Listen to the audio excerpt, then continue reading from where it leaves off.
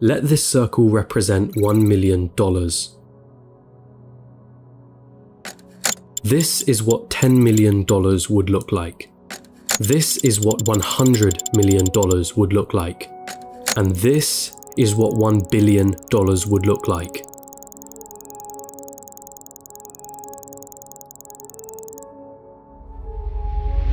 Jeff Bezos, the founder of Amazon, has a net worth of 117 times this number. And then there's you.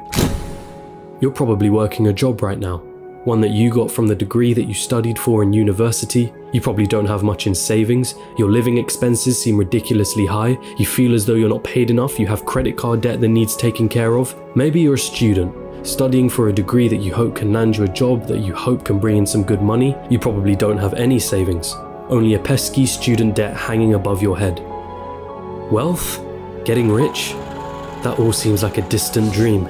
How did they do it, you ask yourself? Seeing all those millionaires, billionaires, especially the ones who got there at such a young age, it baffles you, it makes you angry. They got lucky, they were born into wealth, they cheated their way to the top. That money doesn't make them happy. Money is evil anyway. I'm not smart enough, I'm just unlucky. Those dreams you had of buying that mansion, your favorite sports car, paying off your mortgage, traveling around the world, they'll forever remain that way. Just dreams, nothing more. Nothing less. You come to the harsh realization, it's a rigged game. It's been a rigged game from the start. And you're on the losing side of it. But what if I told you you were wrong? What if there was a way of getting there? An actual equation to wealth, a science behind the way money works. What if you didn't have to abandon those dreams of paying off your parents' mortgage or traveling around the world? Would you call me a liar for saying so? I promise that I'm not, and by the end of this video you'll understand. There's a side to the coin that you're not being shown. But I warn you, the road is tough. It's filled with struggle. It's filled with ups and downs. It will mean swallowing some difficult truths that the school system and society haven't told you yet. And let me be clear, there are many of you who will not make it to the end of this road. But for those of you that do, at the end of this road lies wealth beyond what you thought you could attain. At the end of that road lies the freedom of never having to worry about money again. So, are you with me?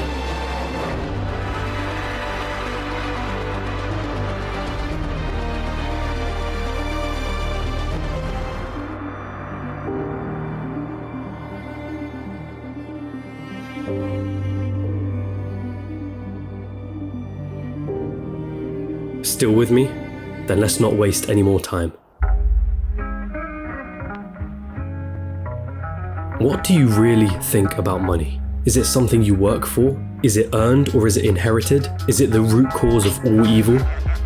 Are you desperate to have more of it? Have you been chasing it most of your life? Truth is, most of what you think about money has been influenced by your upbringing and environment. If you were born into a family that didn't have much money growing up, then you're more inclined to believe that you too will not grow up to have much money. Or perhaps you went on the complete opposite end and decided to make as much money as you can so that you will never be in that position again. The fact that your school didn't teach you much about this subject doesn't help things. And because of this, most of you are going to have false beliefs about money that aren't going to help you on this journey. Now stick with me here, because we're going to have to change the way you've been seeing money your whole life. Hollywood has always had a habit of depicting the wealthy and rich as evil, backstabbing, entitled, or corrupt individuals. If you won't get me a squirrel, I'll get one myself. Question is, have you bought into that stereotype? A recent report released by WealthX showed that of the world's ultra-wealthy, those that had a net worth of 30 million or more, 68% of them were self-made. And it seems like every other study backs up this conclusion. Warren Buffett? Self-made billionaire. Howard Schultz? Born in poverty. Oprah Winfrey? Born in poverty. Jeff Bezos? Self-made billionaire. Elon Musk? Self-made billionaire. Sarah Blakely? Self-made billionaire. What is it that these people know that you don't? Truth is, your equation is all wrong. Here's the two-dimensional equation that you've been taught. Money equals salary earned from a job. Past a certain point, the prospect of getting a job becomes the sole purpose of your education. So what's wrong with that, you ask? I'm gonna assume that if you're watching this, you want to make money, a lot of it, and in as short amount of time as possible. If that is your goal, then this equation for generating money will never get you there. We all have one precious resource, the most important resource of all, and once it's gone, there's no way of getting it back. That resource is time. In a standard job, the amount of money you earn is dependent on the amount of time you put into that job. If you earned $20 an hour and worked 40 hours a week, it would take you nearly 24 years to reach a total of $1 million.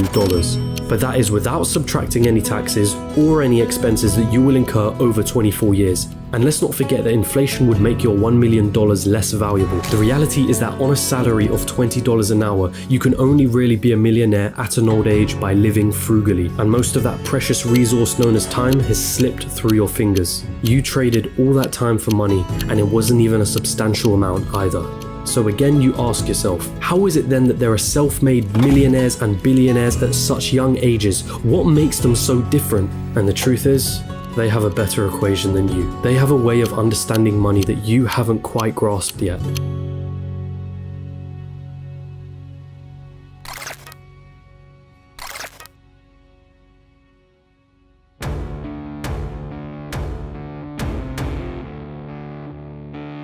Pay very close attention now. Stop chasing money. In a capitalist society, the rules of the game are as follows. You are paid in proportion to the perceived value that you have. And the people that perceive your value, they are the market, the consumers of the economy. The market is you, your friends, your family, your neighbors, your country. People complain that football players are overpaid, but for players to be paid millions, there has to be a market for the football industry in the first place. People have to see the value in football in the first place for them to want to spend money on matches and merchandise. And if the market has a high demand for football, guess what happens to the players who are at the top of their game? They are paid generously for it. It's not about how hard you work.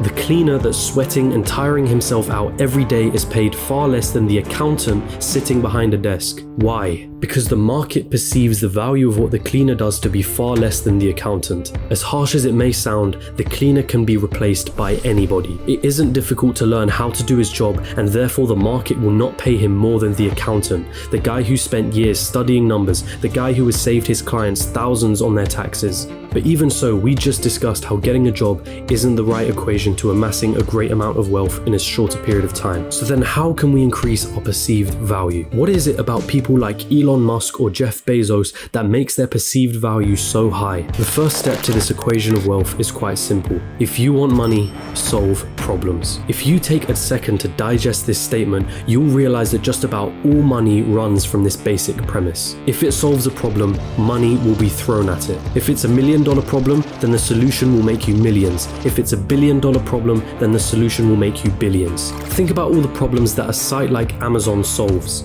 The hassle of going to a store, the hassle of having to wait weeks for a delivery, cheaper prices, and so on. Not to mention all the other companies that Amazon owns and the problems that those companies solve. Jeff Bezos helped solve $1 billion problem and was rewarded favorably for doing so. I see what you did. If you've been chasing money, then you've been doing it all wrong. It sounds almost paradoxical, but if you want money, it isn't money that you should be looking for. You should be looking for problems, and more importantly, solutions to those problems. And once you've found that solution, make a business around it. Wait, so that's it? Just solve problems and money will appear? So I'm gonna have to create the next Amazon for me to be rich, or the next Facebook or Google? You've gotta be kidding me, right? I don't even know how to code. I don't even have the money to start something of that scale. Hold on. You're once more going into old patterns of thinking. Start with a problem. Always start with a problem. Listen to the market around you. What are people saying they don't like? What are people saying they wish existed? What are people saying frustrates them? What do people think is incredibly inconvenient? Is that a problem that you can solve? And also, is it a problem that is worth solving?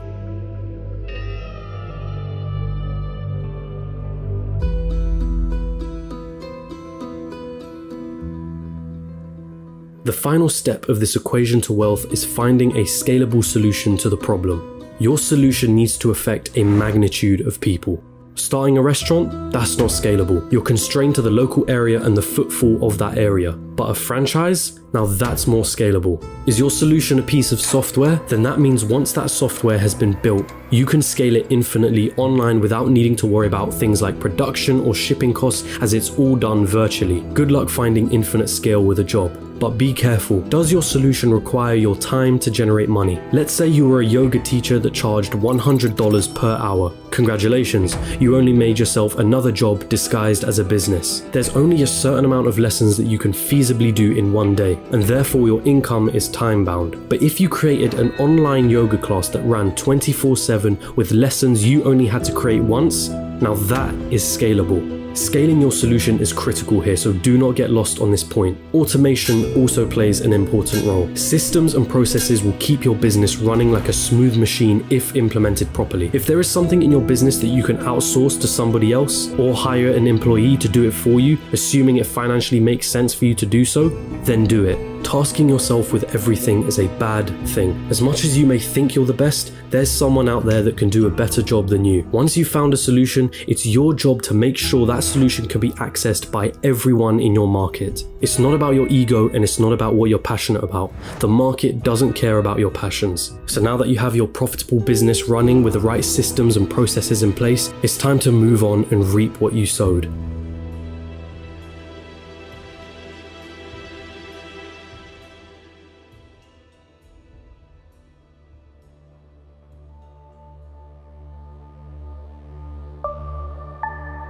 There are two likely paths you're going to face at this point. You either continue your business or cash in and sell it. This is the acquisition, the moment someone buys the solution that you spent years building a business around.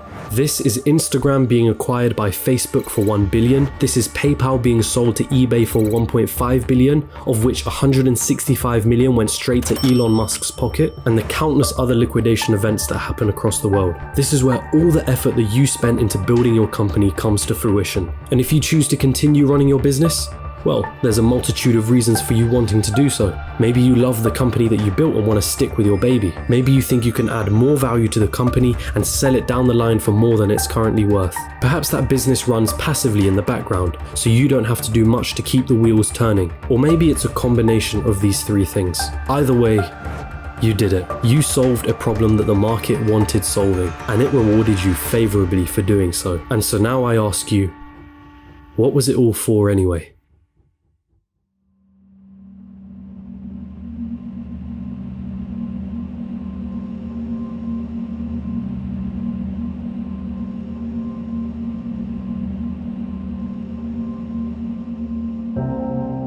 For most of you, it was never about the money. Money is just a piece of paper, a number on a screen. Its value is only backed up by our belief in its value. From the very start, this was never about the money. Paying off the mortgage, buying your dream car, traveling around the world, never having to worry about your financial situation, it's the freedom that you were looking for. Your destination wasn't anything monetary related. It was a feeling, a sensation, the ability to do what you want whenever you wanted without ever having to cast a thought towards, can I afford this? Have I used up all my holidays for the year? How am I going to pay the rent? Will I be able to live off my pension? What dreams will I have to sacrifice because I can't afford to pursue them? The most important lesson from this video was never about the nature of money. It was about the one valuable resource that we all have, the one resource we will never be able to reclaim: time. Is giving up a large chunk of your time towards a job that you probably don't like worth it? Is your life settled on working, coming home, watching the telly, sleeping, waking up the next day, and repeating the same cycle till you retire? How many more hours of your life do you let slip through because of this pattern?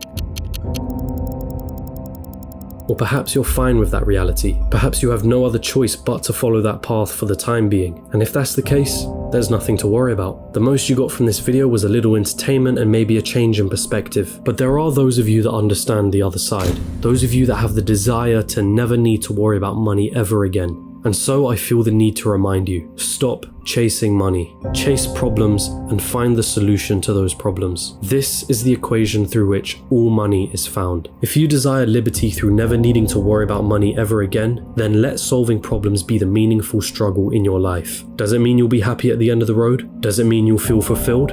Only you can answer that question. But if your struggle is meaningful, then perhaps it's worth pursuing.